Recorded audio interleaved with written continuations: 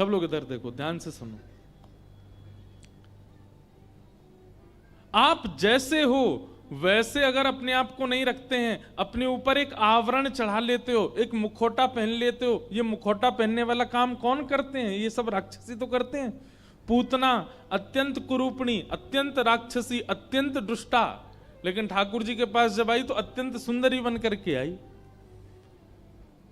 हमारी बात मान लीजिए, एक पापी व्यक्ति जो कभी मंदिर नहीं जाता वो उससे श्रेष्ठ है जो रोज मंदिर जाता है लेकिन अपने पत्नी, बच्चे और परिवार के साथ दुर्व्यवहार करता है। वो पापी उससे ज्यादा अच्छा है। ठाकुर जी कम से कम ऐसा विचार तो करते होंगे, वो कम से कम पाप करता है, मेरे सामने तो नहीं आता। तू पाप करके सामने भी आ जाता है, तू पाप करके सामने आने की हिम्मत भी कर लेता है, तू तिलक भी लगा लेता है, सोमवार के व्रत भी करता हो, फिर पाप भी कर रहा है।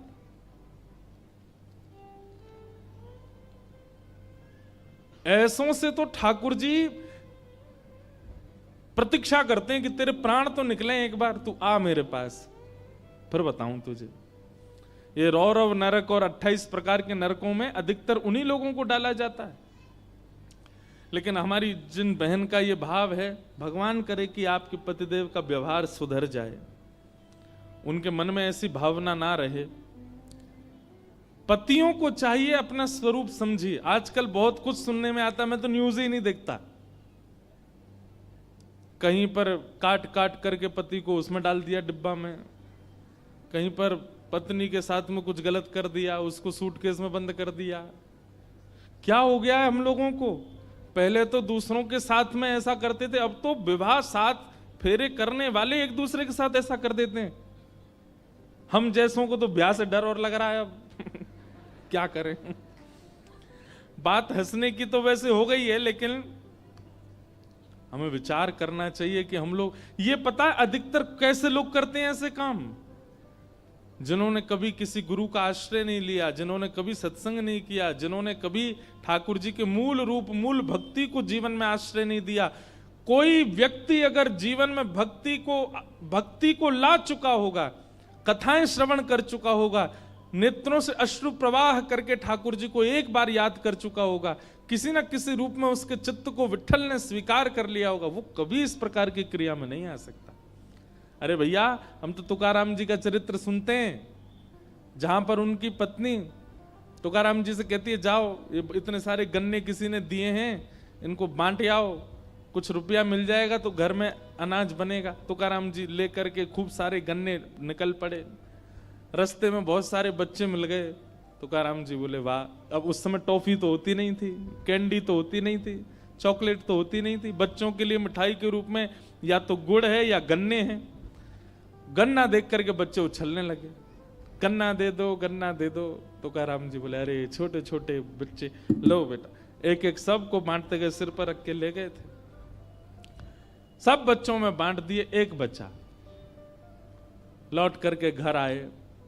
पत्नी ने कहा, सारे बिक गए, बस एक ही बच्चा? बोले, नहीं देवी, बिके नहीं, बच्चे मिल गए, मैंने बांट दिए सब में, अभी एक ही बच्चा है। और मैं तो बड़ी चिंता में हूं, क्योंकि घर में खाने वाले हम 2, गन्ना बचा 1। पत्नी को आया गुस्सा, बच्चों में बांट दिए सारे? बोले हाँ। ले करके गन्ना महाराज घुमा के उनकी पीठ पे मारा। तुकाराम जी महाराज ने जैसे ही देखा तो गन्ने 2 हो गए, बीच से टूट गया। तुकाराम जी बोले, वाह वाह वाह वाह देवी, तुम तो बड़ी बुद्धिमान हो हैं। मैं तो इतनी चिंता में था कि अकेला गन्ना हम दोनों कैसे खाएं, कहीं हमें लड़ाई नहीं हो जाए। तुमने बहुत बढ़िया किया, 2 टुकड़े, ये लो, एक तुम्हारा एक मेरा। पत्नी बोली, भाग जाओ यहां से। वो पत्नी के क्रोध को भी कैसी सहजता में स्वीकार कर लेते हैं। हम तो ऐसे तुकाराम जी का चरित्र सुनने वाले, हम तो कबीरदास का चरित्र। श्री कबीरदास जी की पत्नी कैसी थी पता? तुकाराम जी की जैसी पत्नी, बिल्कुल इसकी उल्टी कबीरदास जी की पत्नी। मतलब वो इतनी आज्ञा मानती थी, इतनी आज्ञा मानती थी कि कबीरदास जी अगर यूं कह दें कि अभी दिन हो रहा है तो रात्रि में वो चंद्रमा को दिन ही मान लेती थी। ऐसी आज्ञाकारी पत्नी कबीरदास जी की। कबीरदास जी महाराज दिन की दोपहरी में धूप निकली हुई है और अपनी पत्नी से कहते हैं सुनो दिया जला के लाना, थोड़ा सुई में धागा डालना है।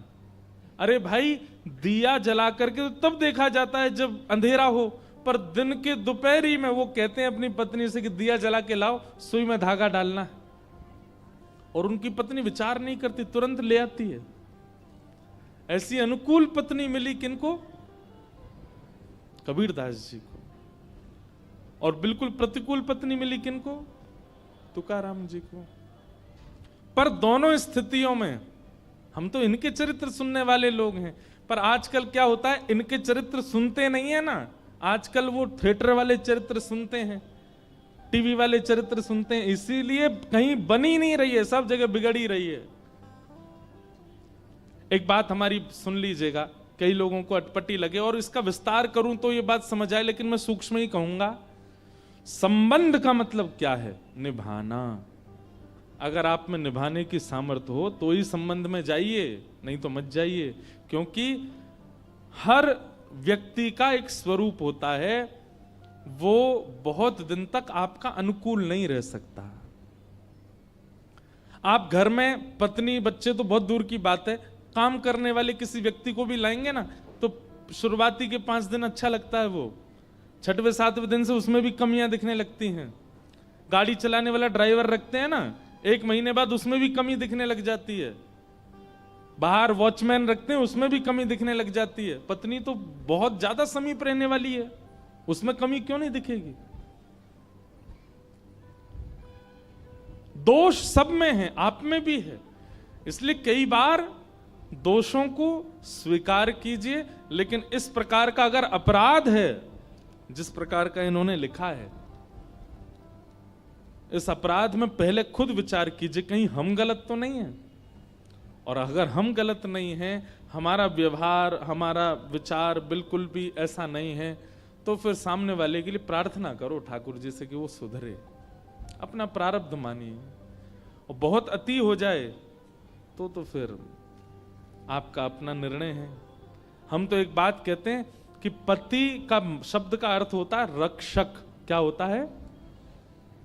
पति शब्द जगतपति, भगवान को कहते हैं जगतपति, मतलब जगत के रक्षक।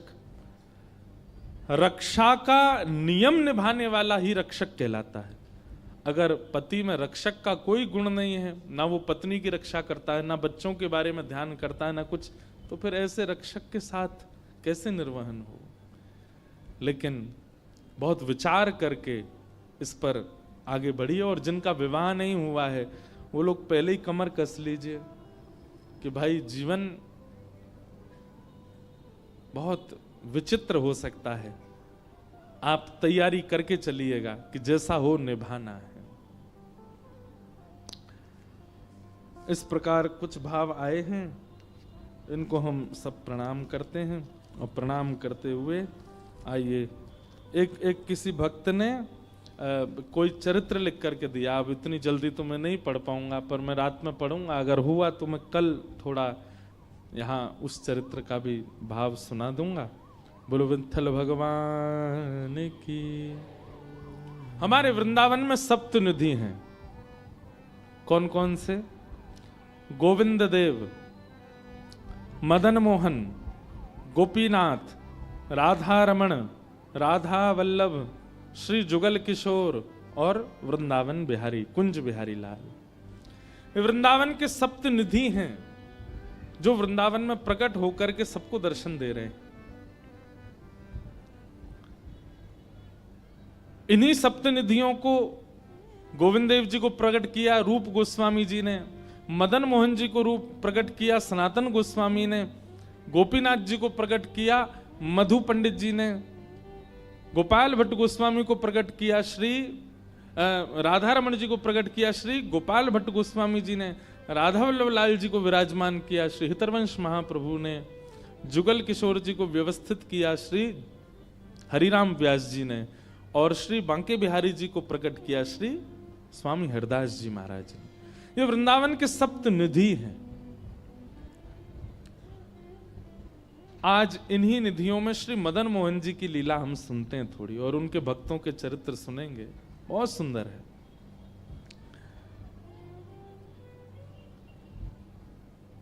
रूप सनातन दो भाई थे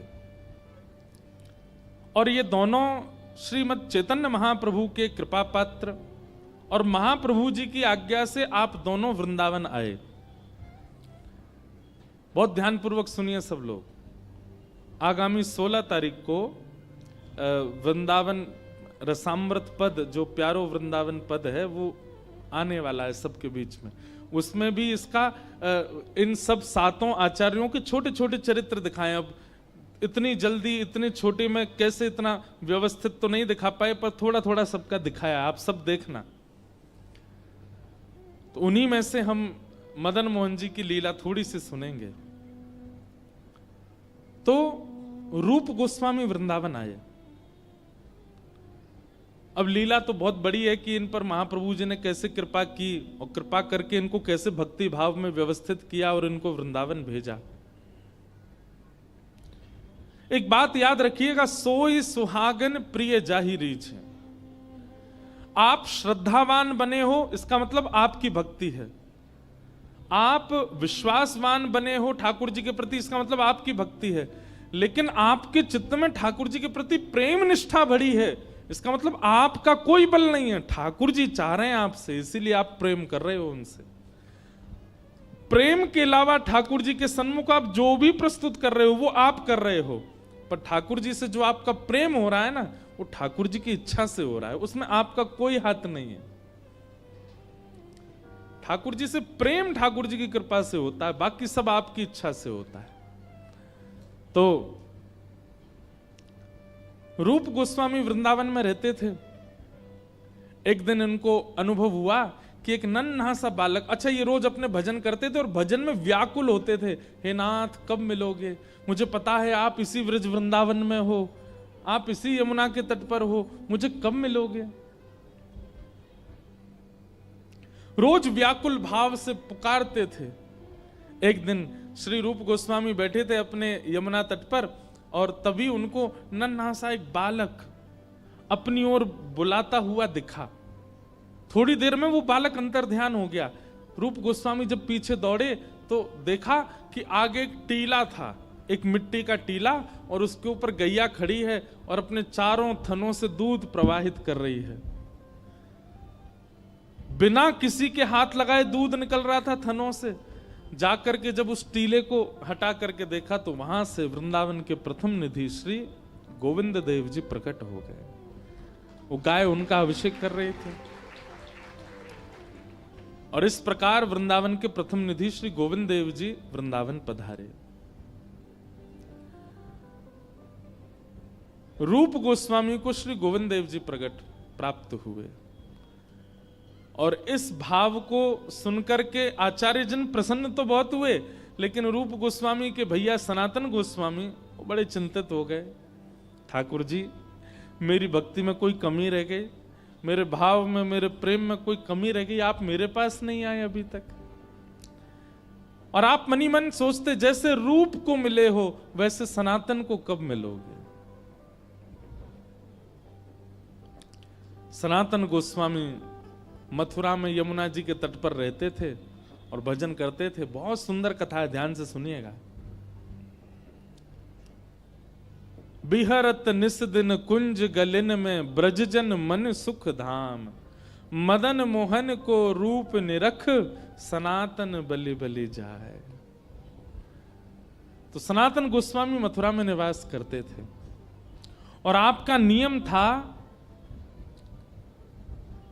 कि आप 24 घंटा में से 20 घंटा भजन करते थे, 20 घंटा माला करते थे और बचे हुए 4 घंटे में सोना, स्नान करना, भोजन करना और भी जो काम होते हैं उसके लिए केवल 4 घंटे का समय रखते थे। बाकी 20 घंटे ठाकुर जी को देते थे। इसी में 4 घंटे में ही सो लेते थे, इसी में स्नान कर लेते थे, इसी में तिलक स्वरूप कर लेते थे, इसी में ही भ्रमण कर आते थे, इसी में ही परिक्रमा कर आते थे।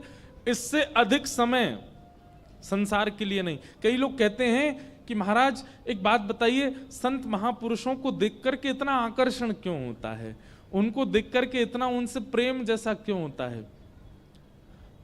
हम में और संतों में अंतर क्या है? हम 24 घंटे दुनिया के लिए रखते हैं, उसमें से थोड़ी देर ठाकुर जी को देते हैं और वे 24 घंटे ठाकुर जी के लिए रखते हैं, उसमें से थोड़ी देर संसार को देते हैं, इसलिए वो प्रिय लगते हैं, इसलिए वो अच्छे लगते हैं, इसलिए आनंददायी लगते हैं।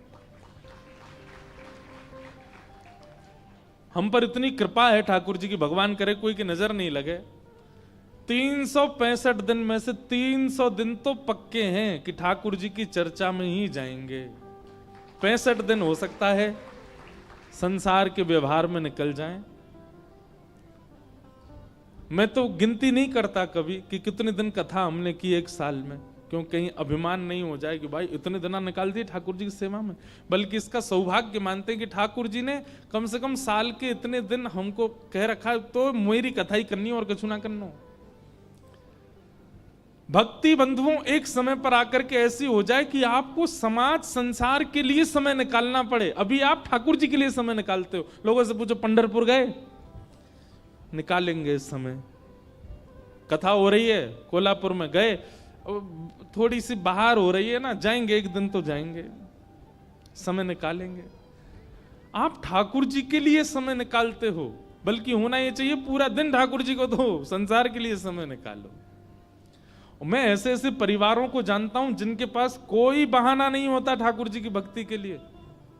एक परिवार में मेरी कथा हुई, वहां परिवार में 8 सदस्य, सबसे छोटे सदस्य की आयु 6 वर्ष की और सबसे बड़े सदस्य की आयु 80 वर्ष की। 8 के 8 सदस्य 4 बजे उठ जाते हैं और 4 बजे उठ करके स्नान ध्यान करके अपने ठाकुर की सेवा में लग जाते हैं। मंगला हो जाती है 4 बजे के बाद, श्रृंगार हो जाता है, राजभोग हो जाता है, उत्थापन हो जाता है, संध्या हो जाती है और रात्रि की सेवा 8:30 बजे पूरी हो जाती है ठाकुर जी की। मतलब 4 बजे से सेवा शुरू होती है, 8:30 बजे दिन के 4-4.5 घंटे में पूरी सेवा कर देते हैं। इसी में मंगला भी कर देते हैं, इसी में श्रृंगार भी कर देते हैं, इसी में राजभोग भी कर देते हैं, इसी में उत्थापन और इसी में शयन। 8:30 बजे तो ठाकुर जी को शयन करा के सब अपने स्कूल गए, ऑफिस गए, कॉलेज गए, दफ्तर गए, निकल गए। शाम को 6 बजे लौट करके सब आ जाते हैं और आकर के 8-9 बजे तक फिर सो जाते हैं। 3:30-4 बजे फिर उठ करके सेवा। मुझे कुछ दिन पहले मिले, मैंने कहा आज भी, बोले अब तो महाराज जी 2 सदस्य और बढ़ गए हैं, 2 बालकों के ब्याह हो गए, वो भी इतने बजे ही उठते हैं, पूरी सेवा होती है। 4.5 घंटे में ठाकुर जी की पूरे दिन की सेवा कर देते हैं, क्योंकि कार्य की व्यस्तता है। ये भी अच्छा है, कम से कम आप छोड़ तो नहीं रहे, सेवा पूरी कर रहे हैं। बहाना नहीं, बहाना संसार के लिए होना चाहिए, ठाकुर जी के लिए नहीं। अधिकतर लोगों को सुना गया होगा, सुनते हुए आपने देखा होगा कि भाई वृंदावन क्यों नहीं जा रहे, बन ही नहीं रहा, कोई योगी नहीं बनना, समय ही नहीं मिल रहा मुझे जाने का। कभी आपने किसी को ऐसे कहता हुआ सुना, भाई तुम शादी में नहीं आए, क्या करें ठाकुर जी से समय ही नहीं मिलता हमको, क्या करें ठाकुर जी की भक्ति से हमको बिल्कुल समय ही नहीं होता। हाँ, मैं तो कह देता हूं महाराज जी आप हमारे यहाँ ब्याह में नहीं आए, क्या बताएं, कथाओं से समय ही नहीं है।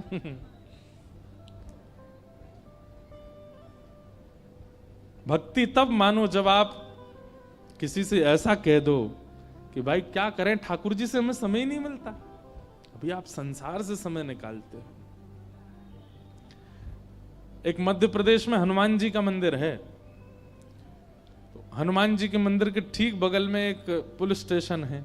असली घटना है, इसी कलिकाल की 50-60 साल पुरानी, और 50-60 तो ज्यादा बोल दिए मैंने, शायद 30-40 साल पुरानी घटना होगी। तो हनुमान जी के मंदिर में एक सिपाही, एक पुलिस वाले, छोटे, ज्यादा उच्च श्रेणी के नहीं थे, हवलदार थे। तो वो रोज पहले हनुमान जी को प्रणाम करते, फिर अपने पुलिस स्टेशन जाते थे। तो हनुमान जी में उनकी इतनी निष्ठा थी, कई बार वो हनुमान चालीसा पाठ करके हनुमान जी को देखते और नेत्र बंद करते, 4-4 घंटे बैठे रह जाते मंदिर में ही। और फिर अचानक आंख खुलती तो भागते। तो पुलिस स्टेशन के जो मुख्य इंस्पेक्टर थे वो उनको डांटते, ए भाई तुम समय पे नहीं आते हो, कहाँ रह जाते हो, क्या करते हो। बोले मैं हनुमान जी के मंदिर में बैठा रह जाता हूँ बगल में, तो मैं सुबह ही जाता हूँ, पर मैं क्या, बोले भक्ति वक्ति करनी है तो वर्दी उतारो, उसी में लगे रहो। बहुत डांट पड़ने लगी। एक दिन तो लास्ट वार्निंग दे दी, बोले कल से अगर तुमने एक भी दिन ऐसा किया तो तुमको हम निकाल देंगे। लेकिन बेचारे रोज हनुमान जी के पास आते। हनुमान जी के प्रति उनका कोई संबंध था, या तो भाई मानते थे या कुछ मित्र मानते, कुछ मानते थे। तो बाहर आए और बाहर से ही प्रणाम करने लगे हनुमान जी को। अंदर नहीं आऊंगा, अंदर आता हूं तो आप पकड़ लेते हो, मेरी नौकरी छूट जाएगी। बाहर से प्रणाम करके जाने लगे तो मन बेचैन हो गया कि नहीं, क्या नौकरी इतनी बड़ी है मेरे लिए कि मैं हनुमान जी को बाहर से देख रहा हूं? नहीं, भीतर जाके प्रणाम तो करूं। अब लेट होऊंगा तो हो जाऊंगा, क्या होगा, निकाल देंगे मुझे। पर हनुमान जी तो ये जीवन भर साथ रहने वाले, ये मुझे कभी नहीं त्यागेंगे। भीतर गए और जैसे हनुमान जी को प्रणाम किया, उनका तो नियम था, देखते ही समाधि लग जाती थी, बैठ गए समाधि में। और दिन तो 3-4 घंटे की लगती थी, आज 8 घंटे की समाधि लगी। शाम हो गई और शाम होते ही जब होश आया, बोले जय हो बजरंगबली, तुम भी बढ़िया हो। मतलब जब पता था कि आज अगर मैं लेट हुआ तो मैं नौकरी से निकल जाऊंगा, तो आज 8 घंटा लंबी कर दी समाधि। अब शायद आप ही चाहते हैं कि मैं छोड़ छाड़ दूं नौकरी, ठीक है मैं जाता हूं अभी। अब वो मुझे डांट करके निकालें उससे पहले मैं ही निवेदन कर दूंगा, भाई मुझसे नहीं हो पाएगा। भीतर गए, इंस्पेक्टर साहब से जाकर के बोले, भगवान आप रोज रोज मुझे डांटें, उससे अच्छा मैं आपसे निवेदन कर दूं, मैं इस नौकरी के लिए बना नहीं हूं, आप मुझे निकाल दीजिए। इंस्पेक्टर बोले क्यों, क्या हो गया, और तुम ऐसे क्यों बात कर रहे हो, सब बढ़िया तो चल रहा है, कोई दिक्कत है नहीं। बोले नहीं, देखिए उस दिन भी लेट हुआ, आज भी फिर मैं लेट हो गया। कब लेट हुए? आज सवेरे हम लोग गए तो थे, वो चोर पकड़ के भीतर बंद किया, तुमने उसमें इतने मुक्का मारे घुमा घुमा के बेचारे की नाक से खून निकाल दिया तुमने। हम तुमको रोक रहे थे, लेकिन आज तुम्हें ऐसा बल उठा उठा के फेंक रहे थे उसको। सब बढ़िया तो है, अब समय से आते रहते हो तुम, अब कोई दिक्कत नहीं है, अब क्यों कह रहे हो इस्तीफा देना? बोले मैं कहां गया आपके साथ, मैं तो आज अभी आया हूं पुलिस स्टेशन। तो बाकी सबको, अरे देखो ये क्या, ये पागल हो गया, भांग वांग खा के आया है। अरे भाई हम सब आज सवेरे हमको फोन आया, हम लोग कहीं गए थे पकड़ने, एक चोर को पकड़ के लाए, तुमने उसमें बड़ी पिटाई लगाई, हम सब साक्षी हैं। उसके हाथ पैर कांपने लगे। बोले भगवान मैं सौगंध खा के कहता हूं अपने परिवार की कि मैं सुबह आया था तब से मंदिर में ही बैठा हूं, मैं आया ही नहीं हूं अभी यहां नौकरी, मैंने ज्वाइनिंग ही अभी शाम को करी है। तुरंत दौड़ करके गए, बोले नाथ आज मेरी जगह आप गए थे, तभी इतने मुक्का पड़े हैं चोर में।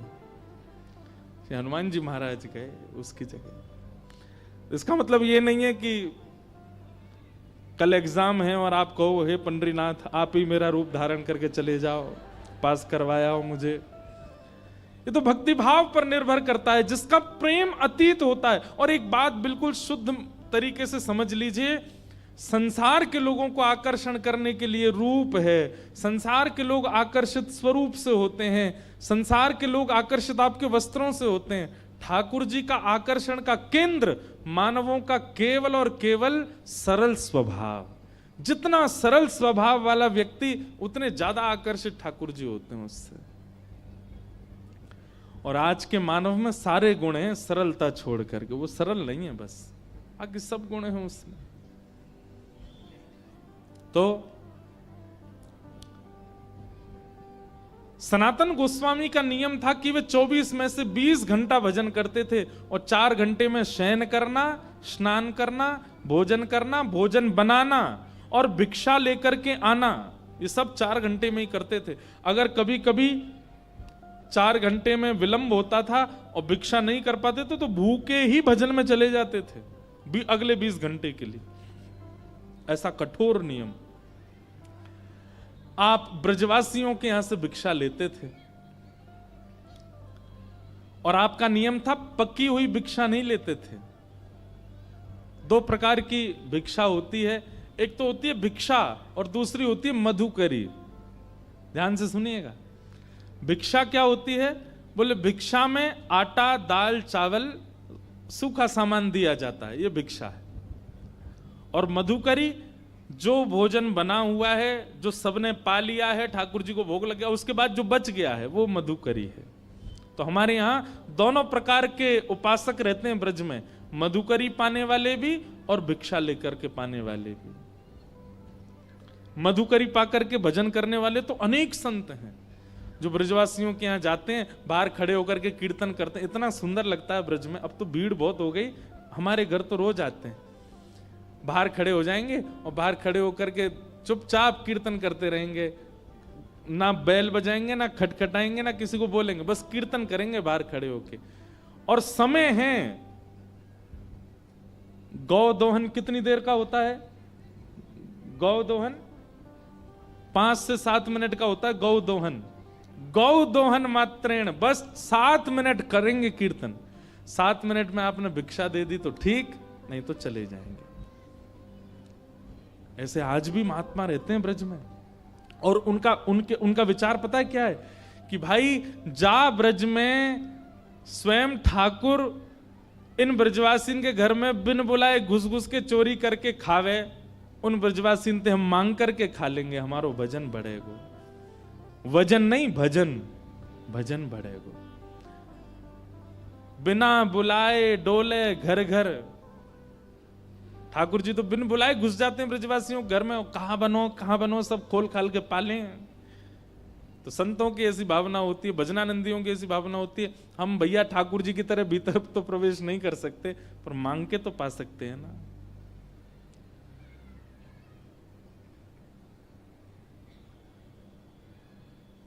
ब्रजवासिन की मधुकर पाऊं, ब्रजवासिन की मधुकर पाऊं। हाँ, ब्रजवासिन के मधुकर पाऊं, ब्रजवासिन की मधुकर पाऊं। प्यारे राधा रमण संग नैन लगाऊं, प्यारे राधा रमण संग नैन लगाऊं। राधिका रानी जी, वृषभानु दुलारी जी, राधिका रानी जी, वृषभानु दुलारी जी। ओ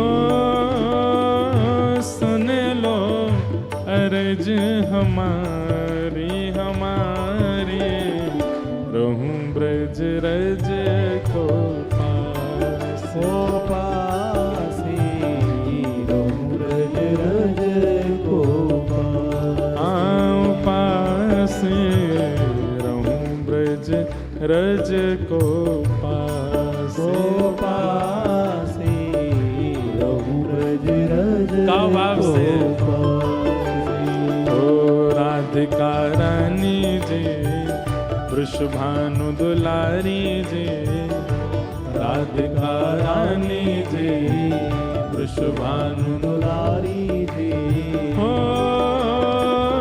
सुन लो अरज हमारी हमारी, रहूं ब्रज रज को पास, ओ पासी, ब्रज रज को पास। हे उपासी, रहूं ब्रज रज को पास।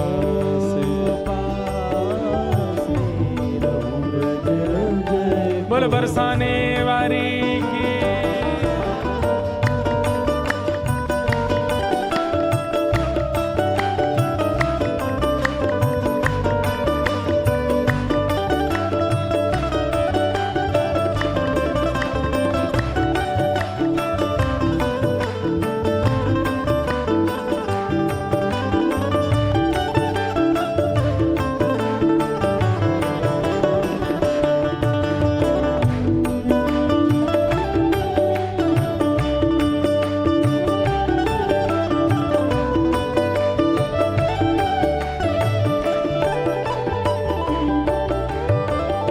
मंगला उठ यमुना जी जाऊं, मंगला उठ यमुना जी जाऊं। हाँ, मंगला उठ यमुना जी जाऊं।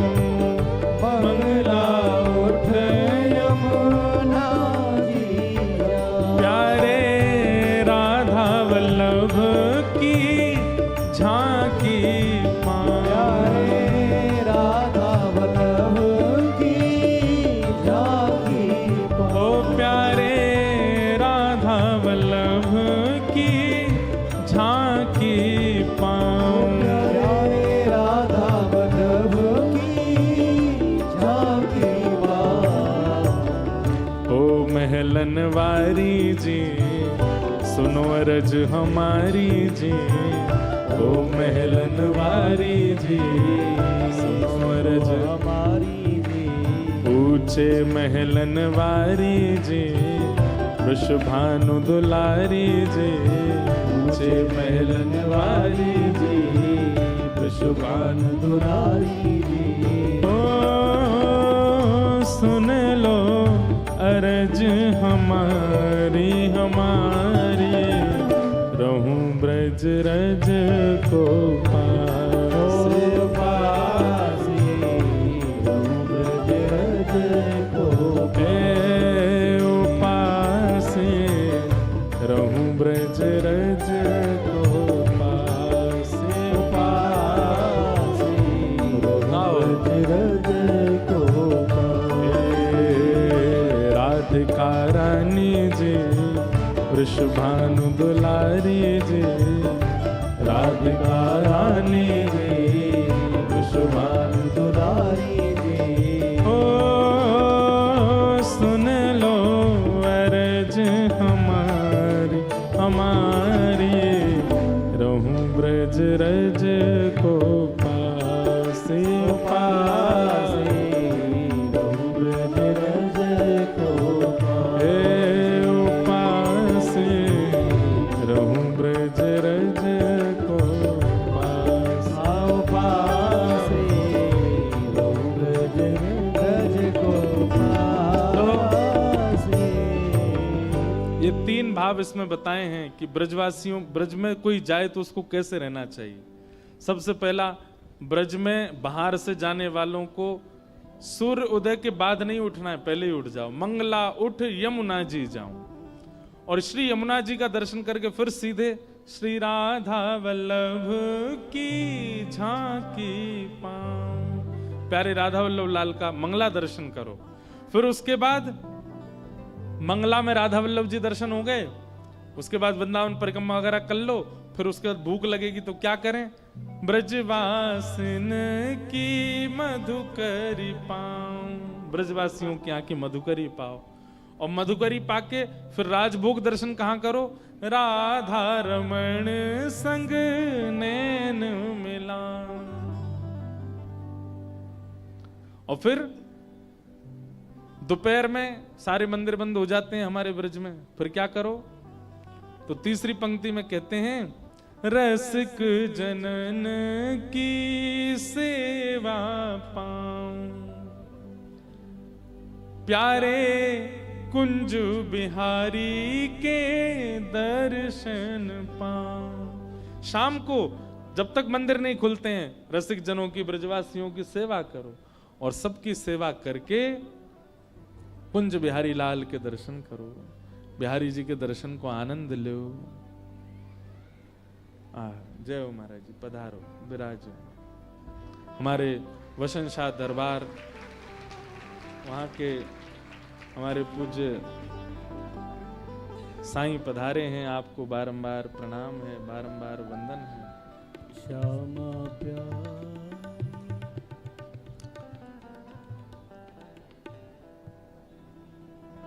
अद्भुत परंपरा हमारे सिंध में सब परंपराओं का निर्वहन होता है। वहीं वसन शाह दरबार के हमारे श्री ओमी साईं जी आए हैं, आपको बारंबार वंदन है, बारंबार स्वागत है।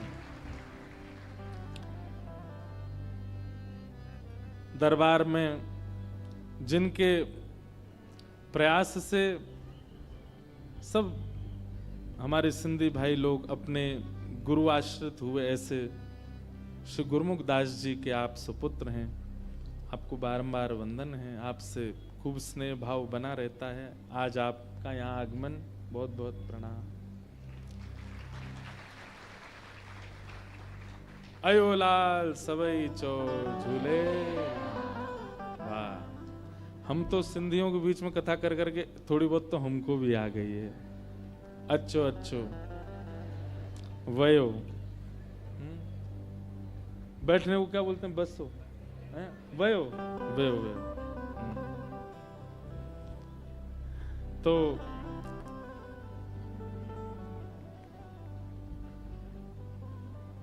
आप रोज भिक्षा लेने के लिए जाते थे।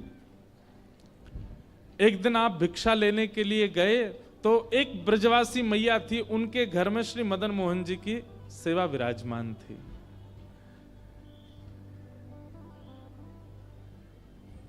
आप रोज मैया के यहां जब भिक्षा लेने जाते तो जब किवाड़ खुलती थी तो आप बाहर से ही दर्शन करते थे, भीतर छोटे से मदन मोहन जी विराज रहे हैं।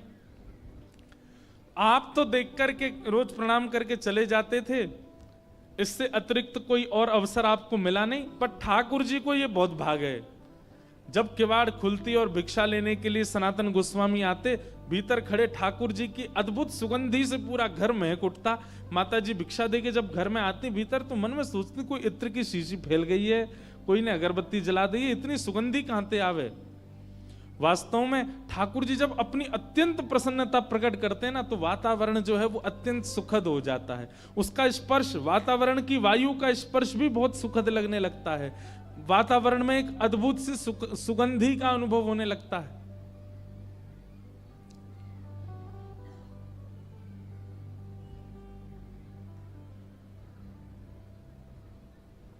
तो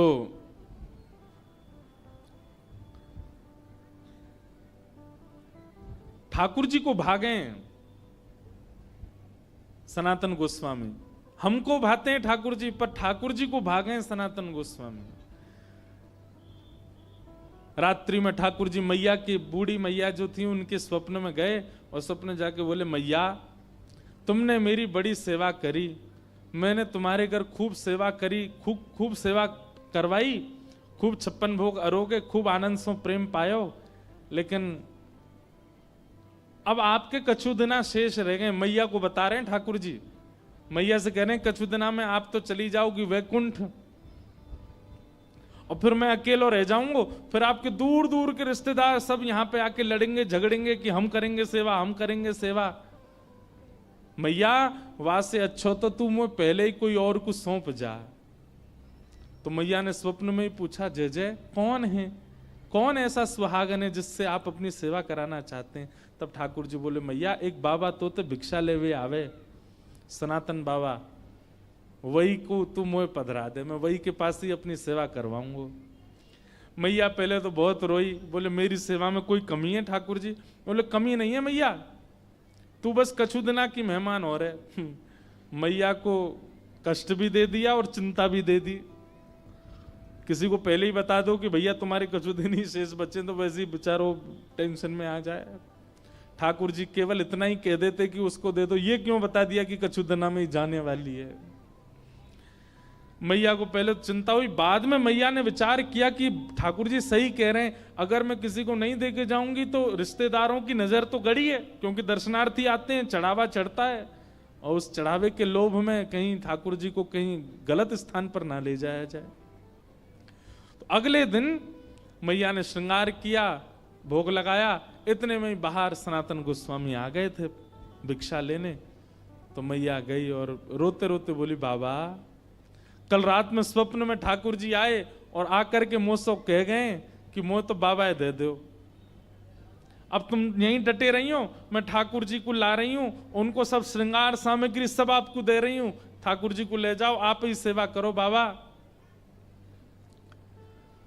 सनातन गोस्वामी बोले, मैया मैया रुको रुको रुको रुको, हमको श्रृंगार करना नहीं आता, हम केवल नाम जप करना जानते हैं, राधे कृष्ण कृष्ण कृष्ण राधे राधे, 20 घंटा यही करवाओ हमसे। अब किसी की रुचि नाम जप में होती है, किसी की रुचि सेवा में होती है, किसी की रुचि कथा में होती है, किसी की रुचि परिक्रमा में होती है, किसी की रुचि भोग में ही होती है। सनातन गोस्वामी बोले, दूसरी बात, सेवा तो सौभाग्य मेरे पास ठाकुर जी आएंगे, पर आपका इतना सुंदर भवन, इतनी बढ़िया व्यवस्था, मैं तो छोटी सी कुटिया में रहता हूं और जमुना जी में बाढ़ आ जाती है तो मेरी कुटिया तो बह जाती है, उसमें ठाकुर जी को कहां विराजमान करूंगा, मेरे यहां कोई महल नहीं है। और तीसरी बात मैया, मैं तो 20 घंटा आंख बंद करके ध्यान में रहता हूं, आपके ठाकुर को तो सवेरे उठानो पड़े, बाल भोग लगाओ, फिर राज भोग लगाओ, फिर ब्यारू भोग लगाओ, फिर श्रम भोग लगाओ, 8 बार तो ये भोजन करते हैं। मैं किस करूंगा इनकी सेवा?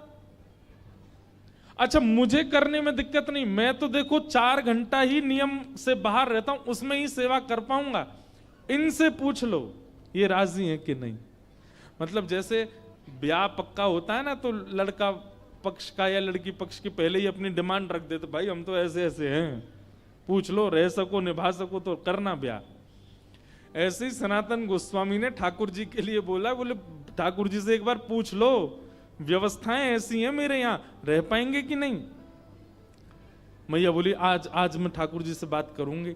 रात में जैसे मैया सोई, स्वप्न में फिर ठाकुर जी कहा बात है मैया? बोले बाबा के यहाँ ना तो घर अच्छो बनो भयो, ना भोजन की अच्छी व्यवस्था, रसोई घर भी नहीं है, आप तो 8 बार भोग लगाते हो, आपको श्रृंगार करवाना होता है, ये सारी व्यवस्था उनके यहाँ नहीं है। वो तो 4 घंटा ही नियम से बाहर रहते हैं, तभी आपकी सेवा कर सकते हैं। और हो सकता है मैं तो बढ़िया पोशाक पहनाती हूँ, बाबा तो केवल एक कॉपीन पहनाएगा आप, सर्दी पड़ेंगी, जाड़ो पड़ेगा, मैं तो आपके आगे अंगीठी रखती हूँ कोयला की, बाबा तो आपको कंबल उड़ा के बैठा देगो बस। और बाढ़ आ गई तो है सके पेड़ के नीचे भी रहना पड़े। ठाकुर जी बोले मुझको सब मंजूर है, पर रहूंगा वही के यहाँ।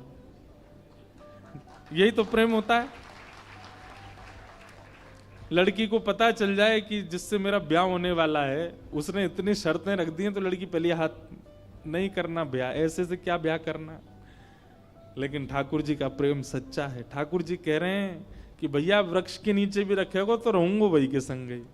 क्योंकि मैंने कल भी कहा था, ठाकुर जी व्यंजन के आदि नहीं रहते, ठाकुर जी तो व्यंजन बनावे वारे के आदि रहते हैं। सत्य बताएं, ठाकुर जी को मंदिर में बैठना, ठाकुर जी को घरों में बैठना, गाड़ियों में घूमना, बहुत विशिष्ट व्यवस्थाएं होना ठाकुर जी को प्रिय नहीं है। जो उनका प्रिय भक्त है बस वो पास रहे उनके, वो ज्यादा प्रिय है ठाकुर जी को। ठाकुर जी प्रेम के आदि। दूसरे दिन मैया के यहां जैसे सनातन गोस्वामी आए, मैया तो अपने ठाकुर जी गोद में लेके आई, बोले बाबा आपकी सारी शर्तें हमारे ठाकुर जी को मंजूर है, रहेंगे आपके पास से। बाबा बोले अच्छा लाओ दो। अब नेत्रों में आंसू भर रहे हैं कि बताओ, मैं नहीं चाह रहा हूं, ठाकुर जी खुद आ रहे हैं मेरे पास। ये मेरे भजन का बल है। अपने हृदय से लगा करके श्री मदन मोहन लाल जी को लेकर के आए, नेत्रों से अविरल अश्रुधार गिरते जा रहे हैं। बोले ठाकुर जी झोंपड़ी से महलों में जाते हुए लोगों को देखा, पर महल से झोंपड़ी में आते पहली बार देख रहा हूं मैं। चौकी भी नहीं है एक बैठाने के लिए, नीचे फर्श पे ही गोबर का ऊंचा सा एक बना दिया चौकटा, उसी पे बैठा दिए ठाकुर जी। सनातन गोस्वामी के हाथ पैर कांप रहे हैं, कहीं ठाकुर जी को कोई दिक्कत नहीं हो जाए। जल की व्यवस्था कर दी।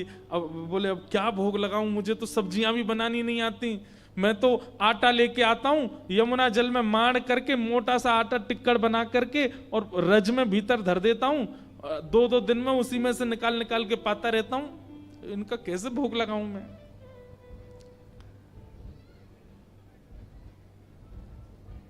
सनातन गोस्वामी जाते और जाकर के आटा लेके आते, आटे में यमुना जल डाल के, ना नमक डालते ना कुछ, उसको माड़ के खूब मोटा टिक्कर बनाते, उसको बढ़िया कंडों में उपलों में सेक करके टिक्कर बन जाता, वही ठाकुर जी के आगे धर देते। जय जय जय ही पाऊं मैं तो। कहां 5 प्रकार की सब्जी, 3 प्रकार के मिष्ठान, 2 प्रकार की नमकीन और 2-2 प्रकार की रोटी पाने वाले ठाकुर जी अचानक से टिक्कर पे आ गए। 4 दिन तक ठाकुर जी का टिक्करों का ही भोग लगा। और उसमें भी सनातन गोस्वामी ठाकुर जी को उठाते, भोग लगाते, फिर सुला देते, और फिर अगलो भोग 24 घंटा बाद लगेगा। 4 दिन बाद ठाकुर जी सनातन गोस्वामी के ध्यान में आए, नेत्र बंद करके जप कर रहे थे। जैसे ही ठाकुर जी आए, सनातन जय जय, आपकी सेवा बढ़िया चल रही है, कोई दिक्कत तो नहीं है, आप सुखी हो, आप आनंद में हो। ठाकुर जी बोले हाँ है तो सब बढ़िया, कोई आनंद कोई दुखी नहीं है। जय जय आपकी आवाज ऐसी काहे को लग रही है, बहुत दबी दबी सी। बोले वो कहा 4 दिन से रूखे टिक्कर पा रहे हैं ना, गले में इर्ज गए हमारे, इर्ज ना समझते, गले में अटक गए हैं। अरे जय जय, मैं कहा आज्ञा करो। और नेक नेक नेक वाह में जो है का नमक डाल दे करो आटे में, नमक डाल के फिर जल से मार दिया करो, थोड़ा तो नेक स्वाद आ जाएगा उसमें। सनातन गोस्वामी बोले पिछले 40 साल से तो मैं केवल आटा ही पा रहा हूं, मैं नमक कभी डाला नहीं, पर आपकी आज्ञा कल से नमक लाऊंगा। भिक्षा लेने गए, आटा लिया तो आटा दे करके बेचारी मैया तो चली गई भीतर। सनातन गोस्वामी सुनो थोड़ा नमक और दे दो। मैया बोली आ गया चटोरा घर पे, अभी तो नमक की क्या चले, अभी देखना क्या क्या आएगा तुम्हारे यहाँ। अब तो महाराज नमक लेकर के गए, जाकर के आटा में बोर के ठाकुर जी को पवाए। 4 दिन 5 दिन तक ठाकुर जी बढ़िया, अब तो टिक्कर में नमक है पाते हैं। 4-5 दिन बाद ठाकुर जी फिरते ध्यान में आ गए और खांसते भय आए। सनातन गोस्वामी बोले जय जय, जाड़ो लग गो आपको, ठंड लग गई है? नहीं नहीं जाड़ा ठंड तो नहीं लगी है, पर भैया देखो बहुत बढ़िया लग रहा है, हमको कोई दिक्कत नहीं, हम बहुत प्रसन्न है। 24 घंटा में एक बार भोजन मिलता है, प्योर डाइटिंग चल रही है हमारी। लेकिन ठाकुर जी ने ऐसा तो नहीं बोला, कोई तो मैं बोल रहा हूं। लेकिन भाई आटा जो है ना ये पेट में जाता है, जगह जगह चिपक जाता है, इसलिए उसमें घी लगाया जाता है ताकि सब जगह से बढ़िया प्रेम से निकल जाए। नेक घी लगा दे करो वहां में रोटी में। ठाकुर जी मेरे पास घी कहां से आया, लेकिन मैं कोई नहीं भिक्षा में लेके आऊंगा। भिक्षा लेने गए, आटा लेके आए, नमक लेके आए। मैया से मैया नेक्स्ट से तो घी दे दो। घी का एक सुंदर डिब्बा दे दिया। आप तो महाराज टिक्कर बनते हैं उसमें घी और लगता है। अच्छा सनातन गोस्वामी तो पिछले 40 साल से साधारण पाते थे, लेकिन अब वे भी पाते हैं तो उनको कहते हैं भाई स्वाद तो है, आनंद तो आ रहा है। और फिर चिंता होती है कि कहीं ऐसा नहीं हो मेरी जीभ चटोरी हो जाए इनके चक्कर में। अब तो घी लगा के पान लगे। 5-6 दिन की सेवा हुई, ठाकुर जी फिर आ गए और ध्यान में आकर के सनातन गोस्वामी जय जय, सब आनंद, कोई दिक्कत तो नहीं, सब बहुत बढ़िया है। तो बोले फिर, बोले जब आप जाते हो भिक्षा लेने, आटा भी लाते हो, नमक भी लाते हो, घी तो है ही है, एक आलू भी ले आया करो। और जब टिक्कर सेकते हो तो उसमें जो धीमी धीमी आंच रहती है उसमें आलू डाल दिया करो, वो आलू भुन जाएंगे, भुन के उनके छिलका अलग करके मीड़ के उसमें नमक डाल करके दे दिया करो। सनातन गोस्वामी बोले फिर 6 दिन बाद कहोगे नींबू भी ले आओ, फिर कहोगे चीनी भी ले आओ, फिर कहोगे मालपुआ बनाओ, अब कहोगे फिर रसगुल्ला बनाओ। ठाकुर जी आप चलो, आपको वापस मैं ही छोड़ के आऊं महलों में। और महाराज जैसे ही ठाकुर जी गोद में उठाए वापस ले जाने के लिए, प्रत्यक्ष श्याम सुंदर प्रकट हो गए और लिपट गए। और मदन मोहन जी प्रकट होकर के बोले मैं रूखी रोटी में ही राजी हूं, रहूंगा तुम्हारे पास से, जाऊंगा नहीं यहाँ से, यहीं रहूंगा। आहा बिहरत निस दिन कुंज गलिन में, ब्रज जन मन सुख धाम, मदन मोहन को रूप निरख, सनातन बलि बलि जाए। ऐसे हमारे श्री मदन मोहन लाल, बोलो मदन मोहन लाल की। तो वृंदावन सप्त निधियों के दूसरे ठाकुर जी श्री मदन मोहन लाल जी ऐसे सनातन गोस्वामी के पास आए। इसके बाद मुगलों का बहुत आक्रमण चल रहा था, उसमें भी औरंगजेब ये क्या करते थे कि ये मंदिरों में जाके मंदिर तोड़वा देते थे और फिर मूर्तियों को खंडित कर देते थे, जिसके कारण कई ठाकुरों ने ब्रज से राजस्थान पलायन किया। गोविंद देव जी प्रस्थान कर गए, जयपुर में विराजमान हो गए। गोविंद देव जी के मंदिर की 3 मंजिलें तो गिरवाई दी थी औरंगजेब ने। तो गोविंद देव जी को ले जा करके जयपुर के राजा ने कहा कि हम यहां सुरक्षा देंगे, आप ठाकुर जी को ले आओ।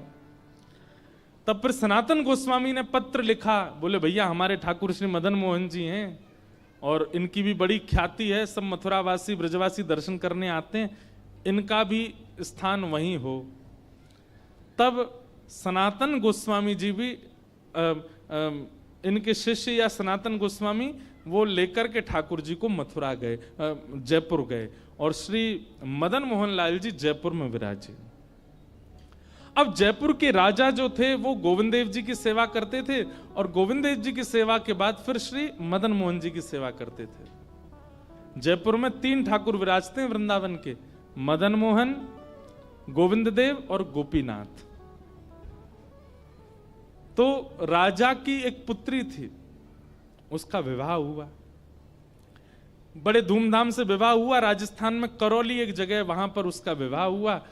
विवाह में पिता ने अपनी पुत्री से कहा, बेटी देख, मैंने तेरे लिए सब व्यवस्था की, इतनी पालकियां जा रही, इतना सोना जा रहा है, इतने जवाहरात जा रहे हैं, तेरे लिए कोई दिक्कत नहीं छोड़ी। एक राजकुमार से तेरा ब्याह निश्चित किया, और कुछ तेरे मन में हो तो तू मुझे बोल, मैं तेरे को दूंगा। तो उस बेटी ने कहा, पिताजी पक्का दोगे? बोले हाँ। बोले आप तो प्यारे गोविंद देव की सेवा करते हो, ये जो दूसरे ठाकुर श्री मदन मोहन है, इनको मुझे दे दो, मैं इनको करौली ले जाऊं और वहां इनकी सेवा करूं। तो महाराज बेटी की बात सुनकर के पिता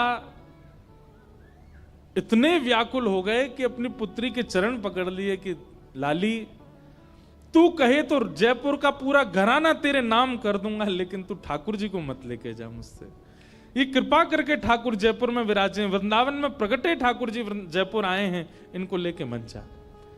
बेटी बोली, और मुझे कुछ नहीं चाहिए पिताजी, बाकी सारी संपत्ति आप रख लो, लेकिन मदन मोहन लाल जी को मुझे दे दो। यहां बेटी की हट हो रही है कि मुझे दे दो, पिता लड़ रहे हैं कि नहीं। सबने आके समझाया, बोले आपके पास गोविंद देव जी हैं ना, आप उनकी सेवा में हो, बिटिया कह रही है तो श्री मदन मोहन जी उसके साथ चले। बोले नहीं, मैं तो दोनों की सेवा करूंगा। लेकिन जब पुत्री का हट अधिक होने लगा तो फिर राजा ने एक नियम बना दिया। बोले ठीक है, एक काम करते हैं। बोले क्या? कल तेरे सामने 5 विग्रह एक जैसे रखे जाएंगे मदन मोहन जी के, पहले से 5वें तक एक भी अंतर नहीं होगा। एक से नेत्र, एक से नासिका, एक से होठ, एक से हाथ, एक से पैर, एक ही धातु, एक ही श्रृंगार, एक ही वस्त्र, एक ही इत्र, सब कुछ एक जैसा। उन 5 में से 4 स्वरूप जो होंगे वो अभी कल के परसों के निर्मित होंगे। एक स्वरूप जो है वो असली मदन मोहन जी होंगे। अगर तैने असली पहचान लिए तो तू ले जाना, और तू अगर नहीं पहचान पाई तो फिर वो जयपुर में ही रहेंगे। बेटी हां बोलने में संकोच करने लगी, तो राजा बोले, इतना ही प्रेम है तेरा, नहीं पहचान पाएगी तो फिर मना कर देना। तो उसने कह दिया, नहीं नहीं, मैं पहचान जाऊंगी, मैं बहुत प्रेम करती हूं अपने मदन मोहन जी से, मैं पहचान जाऊंगी असली कौन से। राजा बोले ठीक है। रात भर बेटी चिंता में बैठी रही, रोती रही, क्या करूं क्या करूं। अब तो मदन मोहन जी के किवाड़ बंदे थी, सो रहे थे, बाहर ही जाकर के देली पूजने लगी, हे ठाकुर जी, मैं तो अयोग्य हूं, अबोध हूं, पर मेरी इच्छा है कि आप मेरे साथ चलो। अगर आप मेरे साथ चलना चाहते हैं वास्तव में तो कुछ लीला कीजिए ना। और ऐसा कहकर के रोते रोते रोते वो वहीं सो गई। ठाकुर जी स्वप्न में आए और स्वप्न में आकर के बोले, सुनो हे राजकुमारी। बोले हाँ। देखो तुम्हारे पिता मुझे बिल्कुल नहीं छोड़ना चाहते, वो 5 स्वरूप एक जैसा ही बना करके प्रस्तुत करेंगे, मुझे पहचान पाना बहुत मुश्किल होगा, तुम नहीं पहचान पाओगी। राजकुमारी बोली, जय जय, तो फिर मैं क्या करूं।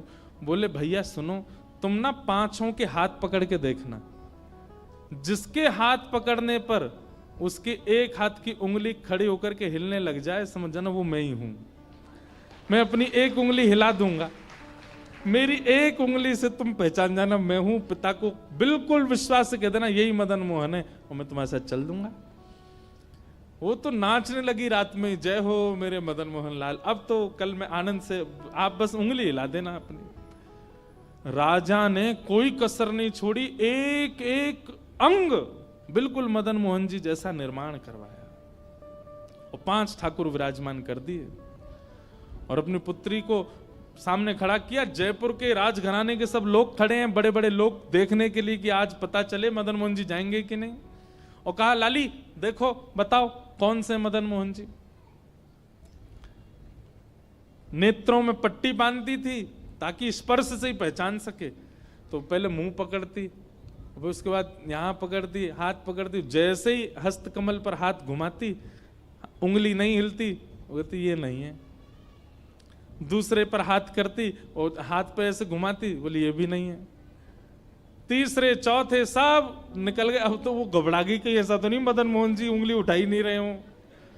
पांचवें पर जैसी गई, जैसे जाके देखा, उसने फिर से हाथ देखे, ठाकुर जी ने उठाई नहीं उंगली। अब तो बोली रुक जाओ मैं एक बार और देखूं। और एक बार और उसने प्रयास किया, पहले दूसरे ने नहीं उठाई। तीसरे के पास जैसे ही गई, नेत्र थोड़े भर से आए उसके हृदय से, हे मदन मोहनलाल कृपा करो ना। जैसे ही हाथ पकड़े, सोई ठाकुर जी ने अपनी उंगली उठा करके धीरे धीरे हिला दी। उसने तुरंत ठाकुर जी का हाथ पकड़ के पिताजी के सामने, पिताजी ये हैं मदन मोहनलाल जी। अब सब लोग देखने लगे, राजा को पता है असली कौन से। राजा नतमस्तक हो गया, दंडवत हो गया, और दंडवत होकर के बोला पुत्री ने सही चुना, यही है श्री मदन मोहनलाल। महाराज रथ तैयार किया, उसमें मदन मोहन जी को विराजमान किया, और बहुत रोया राजा। पुत्री जाते जाते बोली पिताजी आप रोइए मत, आपने देखा मैं कितना प्रेम करती हूं मदन मोहन जी से। आपने 5 स्वरूप बनवाए, फिर भी मैं पहचान गई कौन से हैं मदन मोहनलाल जी। राजा धीमे से बोले सुन, मुझे सब पता है, तूने कैसे पता किया? वो उंगली हिलती हुई मैंने भी देखी थी, लेकिन मैं कष्ट में नहीं रो रहा हूं, मैं तो प्रसन्नता में रो रहा हूं। तू ले जाना चाहती तो मैं कभी नहीं भेजता, पर ठाकुर स्वयं जाना चाहते हैं इसलिए मैं भेजूंगा।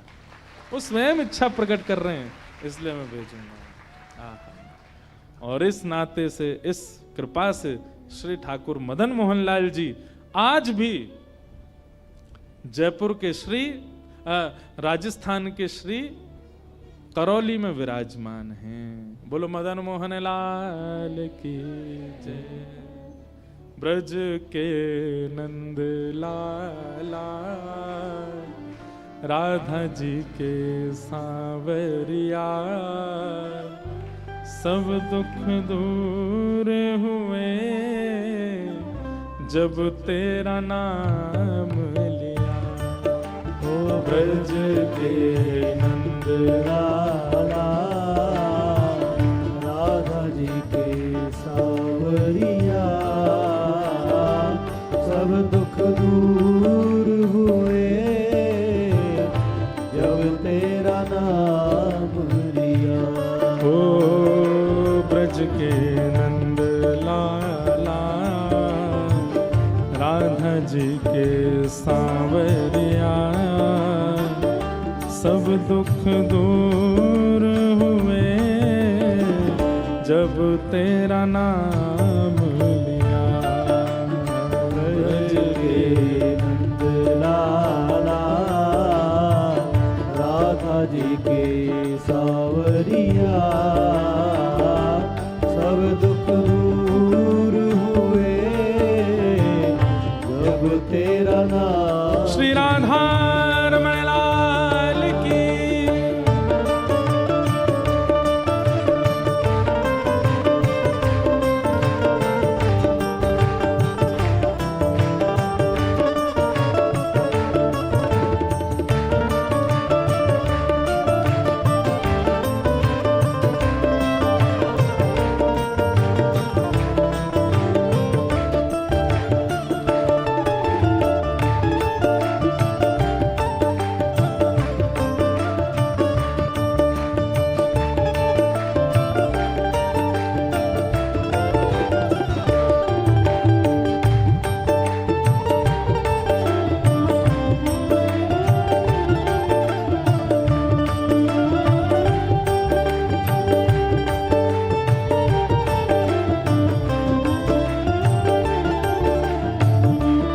सब लोग गाओ।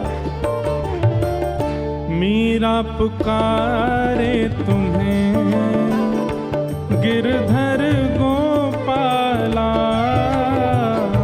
मीरा पुकारे तुम्हें गिरधर गोपाला, मीरा पुकारे तुम्हें गिरधर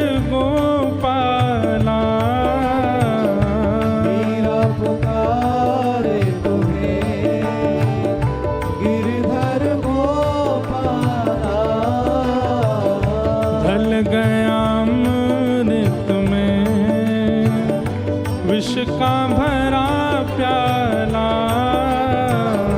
कर गया अमृत में विष का भरा प्याला। ओ विष का भरा प्याला कौन मिटाए उसे जिस तूने राख लिया। सब दुख दूर हुए जब तेरा नाम लिया। सब दुख दूर हुए जब तेरा नाम लिया। गाओ ओ ब्रज के नंद लाला, राधा जी के सांवरिया, सब दुख दूर हुए जब तेरा नाम लिया। सब दुख दूर हुए जब तेरा नाम लिया। और बहुत सुंदर पंक्ति हैं। देख रहे हो तुम मेरे दुखड़े सारे, देख रहे हो तुम मेरे दुखड़े सारे। कब दर्शन दोगे मेरी आँखों के तारे। कब दर्शन दोगे मेरी आँखों के तारे। ओ मेरी आँखों के तारे, अधर पे मुरली है, कांधे पे कामरिया, सब दुख दूर हुए जब तेरा नाम लिया। सब दुख दूर हुए जब तेरा नाम लिया। सब दुख दूर हुए जब तेरा नाम लिया। सब दुख दूर हुए जब तेरा नाम। गोविंद मेरो है, गोपाल मेरो है, गोविंद मेरो है, गोपाल मेरो है। मेरा बांके बिहारी नंदलाल मेरो है। मेरा बांके बिहारी नंदलाल मेरो है। प्यारो गिरिवर धारी गोपाल मेरो है। प्यारो गिरिवर धारी गोपाल मेरो है। प्यारो युगल बिहारी नंदलाल मेरो है। प्यारो युगल बिहारी नंदलाल मेरो है। ओ राधा रमण बिहारी नंदलाल मेरो है। रमण बिहारी नंदलाल मेरो है। ओ प्यारो गिरिवर धारी गोपाल मेरो है। प्यारो गिरवर धारी गोपाल मेरो है। हे गोविंद मेरो है, गोपाल मेरो है। गोविंद मेरो है, गोपाल मेरो है। हाँ गोविंद मेरो है, गोपाल मेरो है। गोविंद मेरो है, गोपाल मेरो है। हे गोविंद मेरो है, गोपाल मेरो है। गोविंद मेरो है, गोपाल मेरो है। प्यारो विठल नाथ गिरधारी मेरो है। प्यारो विठ्ठल नाथ गिरधारी मेरो है। हे प्यारो युगल बिहारी नंदलाल मेरो है। प्यारो विठ्ठल